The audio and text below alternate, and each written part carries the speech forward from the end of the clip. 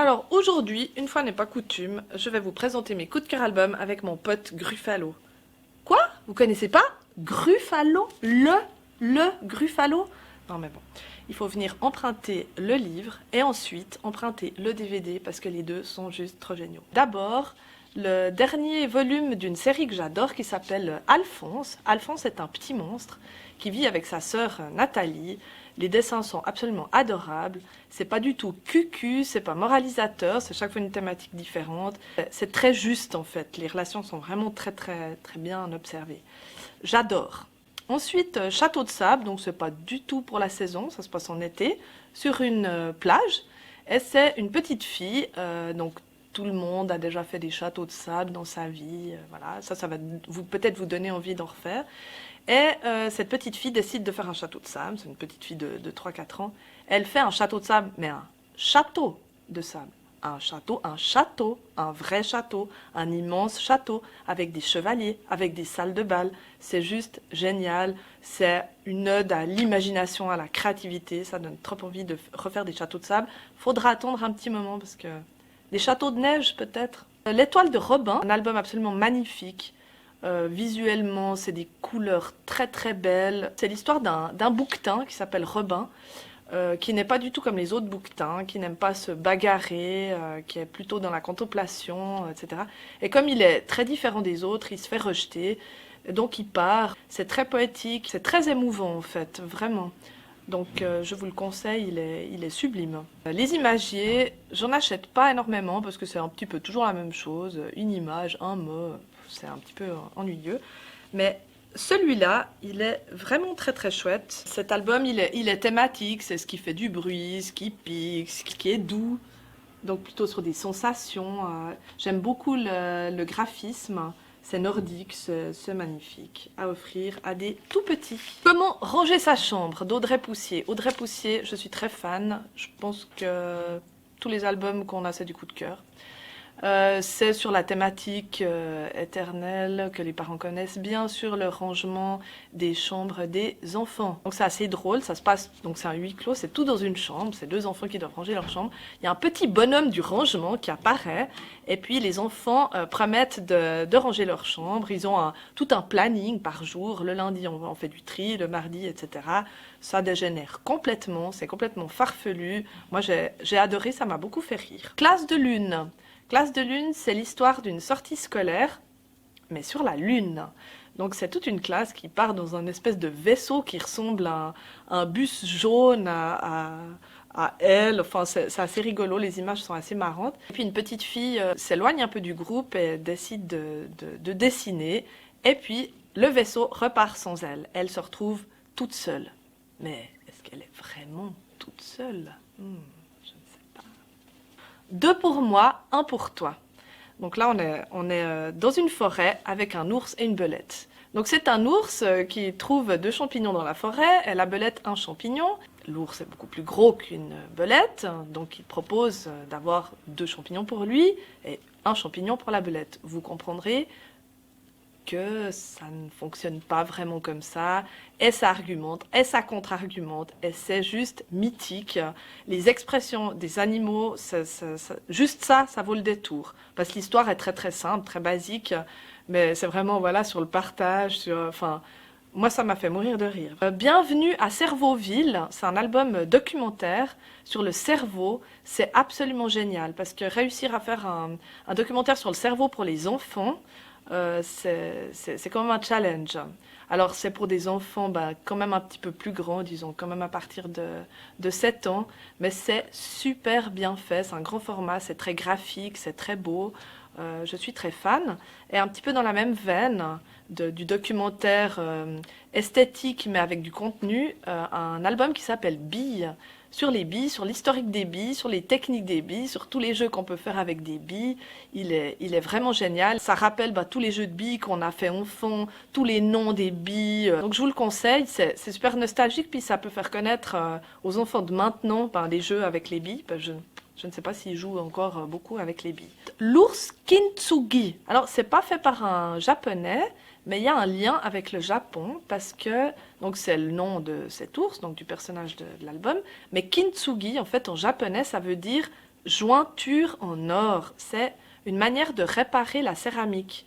En fait, au lieu de mettre de la colle, on met une sorte d'enduit en or. Et en fait, l'idée, c'est de voir les cassures et les brisures, mais en or. L'histoire d'un ours qui vit tout en haut d'une falaise, il se penche trop et en fait il tombe au bas de cette falaise et il se blesse. Et en fait de ces blessures sortent des serpents qui vont avertir une petite fille d'un village voisin et puis elle va décider de le soigner. C'est un très très bel album qui est vraiment atypique. Je trouve que ça vaut la peine de le découvrir. C'est un album, je trouve, qui ressemble à aucun autre, tant dans l'histoire que dans le style des illustrations.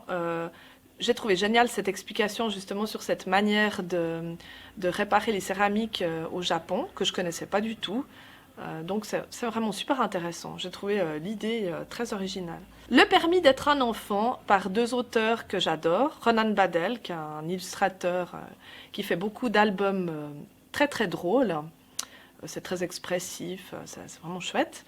Et Martin Page. Martin Page est un auteur qui écrit pour les adultes et pour les enfants et pour les ados. Je suis vraiment fan de cet auteur. Tout ce que j'ai lu de lui est très très bien.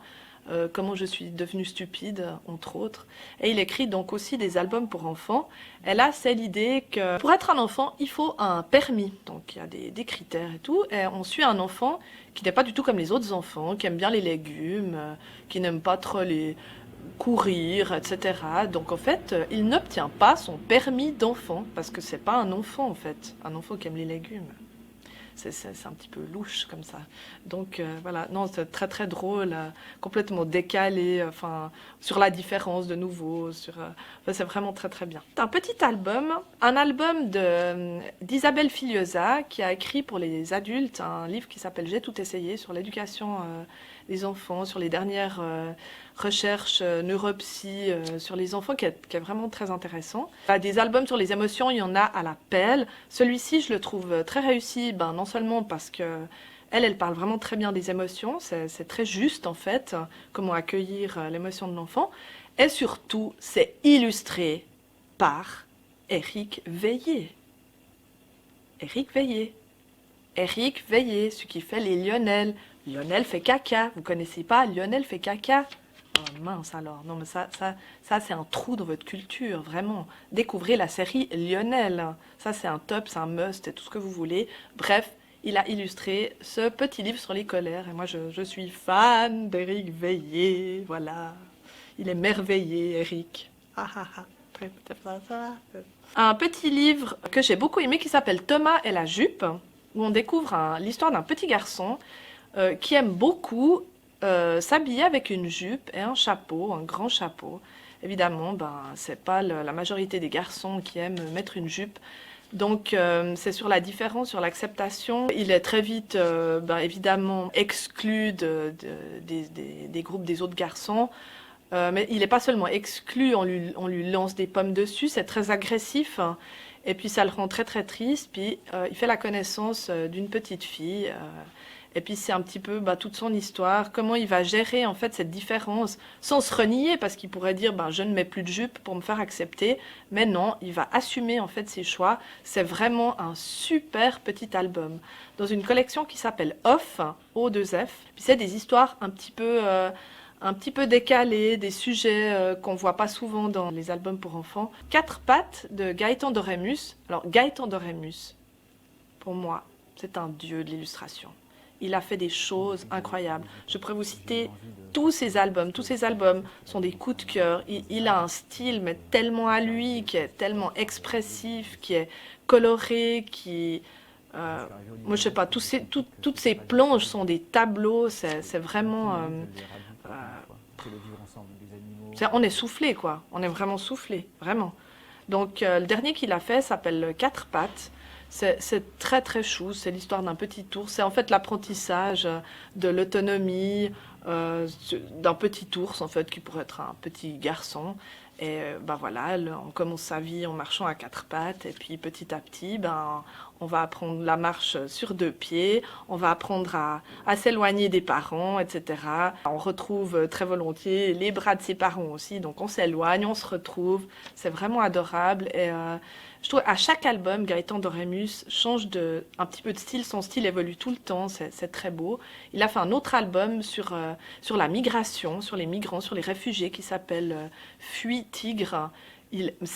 Mais c'est une splendeur absolue, mais vraiment, pour moi, c'est un des plus beaux albums que j'ai vu ces derniers temps. Je crois pas que c'est 2019, je ne sais plus.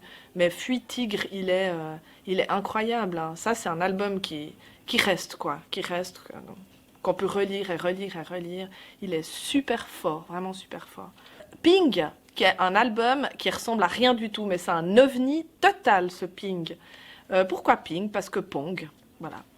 Ping, c'est quand je dis ping, tu me dis pong. Quand j'offre quelque chose, je reçois quelque chose. C'est un petit peu philosophique. Il est juste incroyable, cet album. Il est vraiment génial. C'est sur oser dire ses sentiments, c'est sur oser partager, oser se dévoiler. Et puis, quand on dit ping, des fois on n'a pas de pong, mais c'est pas grave. Vraiment, il sort du lot, celui-là. Et un livre sur les couleurs. Là aussi, les livres sur les couleurs, c'est en général très basique pour expliquer les couleurs aux enfants. Là, c'est un très grand album, un grand format de Tom Champ, qui a déjà fait pas mal de livres cartonnés pour les petits, avec toujours un même personnage, un chat. Et ce chat, on le retrouve en fait dans cet album sur les couleurs. Donc cet album s'appelle Le plus beau livre des couleurs. Et il est juste incroyable. C'est un peu comme un imagier, mais c'est couleur par couleur. Ça foisonne de détails, ça foisonne d'expressions sur les couleurs. Ça va dans toutes les nuances de chaque couleur. C'est vraiment très très beau, mais on pourrait passer des heures à regarder cet album, même en tant qu'adulte en fait. Très très beau. Voilà, j'ai fini mon marathon. Alors, challenge, est-ce que vous allez lire tous les albums? Vous me redirez, hein. Oui, c'est un marathon, mais ça vaut la peine. Vous lisez toujours les mêmes albums à vos enfants, il y en a marre maintenant. C'est pour ça que je fais cette vidéo. C'est pour que vous découvriez des choses que vous ne prendriez jamais.